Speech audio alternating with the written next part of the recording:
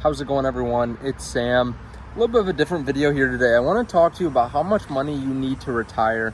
Now, a lot of people don't necessarily want to retire. A lot of people just want to become financially independent.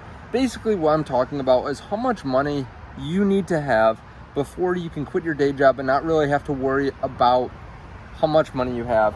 Now, I will say I do have a dog out here, so you might see me moving around a little bit. I'm just sitting here drinking a beer. I'm just relaxing a little bit. And we're just going to talk like we're friends drinking a beer. So you can put the cell phone down if you want, or your laptop or whatever, and we can just talk, and you don't even have to watch because I'm not going to put anything up on the screen. So what most people take a look at for how much money they need to retire, if they don't have like a pension or anything like that covers their expenses, what most people look at is the 4% rule. This rule means basically you can take your portfolio value, multiply it by 0.04%, and that will tell you how much money you can actually take out every single year without a real risk of running out of money. Now, some people say that rule is a little bit too high, that's a little bit too low. It's basically taking historic results and trying to determine what a safe amount is to take out of your portfolio. So with that being said, you need to know how much you actually spend. That's obvious, right? If you're thinking about how much money you need, that should be number one. You have to know that.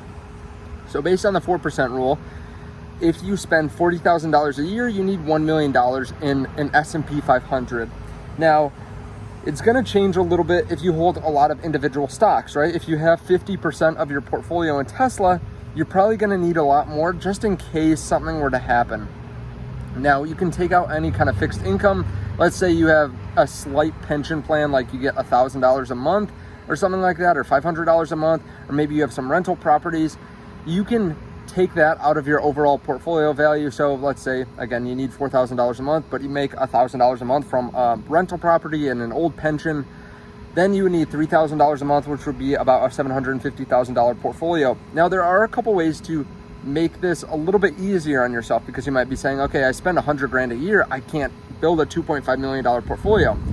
Right now, you can get higher rate of returns in some instances in real estate. Some people talk about the 6% rule. Instead of the 4% rule, you can actually get 6% cash on cash return in real estate.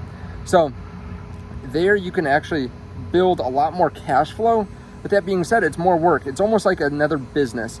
Another interesting way that you can make some easy money is using stablecoin. Now, of course, you have to do your research. There are different risks and rewards to this, but basically right now, a couple different places are offering really high yields on stablecoin. So stablecoin is just something that's tied to something else. So for example, the US dollar is pegged to a lot of stablecoins. So basically you put money into a stablecoin, it's backed 1-to-1. You have to be careful about which ones you use. I use GUSD or USDC. It's backed 1-to-1. So every single stablecoin has $1 in reserve, and they will pay you 6 to 7 to 8 to 9% to hold that stablecoin, and they pay that every single month. Now, they're not paying 9% a month, but they're paying 9% throughout the year, and they're paying you an amount every single month. Now, I use BlockFi, and I also use Voyager for that. So if you guys want, there are links. I'll put them, the top links underneath the video. But that's an interesting thing too, because there's no volatility. So let's say you get 8% from one of these. Let's say inflation's 2% annually. That means that you can actually take out 6% a year without your principal being depleted a significant amount, really at all, and you can get 6% a year. Now, the interesting thing is it actually takes out all volatility. It takes out nearly all risk, except for the fact that, there is risk with stablecoin, but you're not going to buy a house for $220,000 and then all of a sudden you have to do $30,000 worth of improvements. Now, like I said, you have to do your research. I'm not sitting here trying to sell you on stablecoin or anything, but that is how much you need to grow. That's how big your portfolio needs to be to retire. Now, that's based on the 4% rule. If you think you're going to be making money in retirement, right? Let's say you make $100,000 a year now, and you think you're still going to make, $20,000, $30,000, just doing little projects here and there, or maybe, you can throw in whatever numbers you want. You can take that out of the portfolio value too. So for most people, I think most people spend around $60,000 a year here in the US. You need somewhere around a $1.5 million portfolio value, assuming you're not going to make anything in retirement. Now, of course, it depends on how old you are too, how much cushion you want, all that kind of stuff. But hopefully that's helpful to a lot of people that maybe don't know how much money they need. Go take a look at an compound interest calculator. It's fun to play around with. I won't even talk about crypto, how much crypto you need, because we could sit here all day, talk about different price targets and stuff like that and volatility in crypto.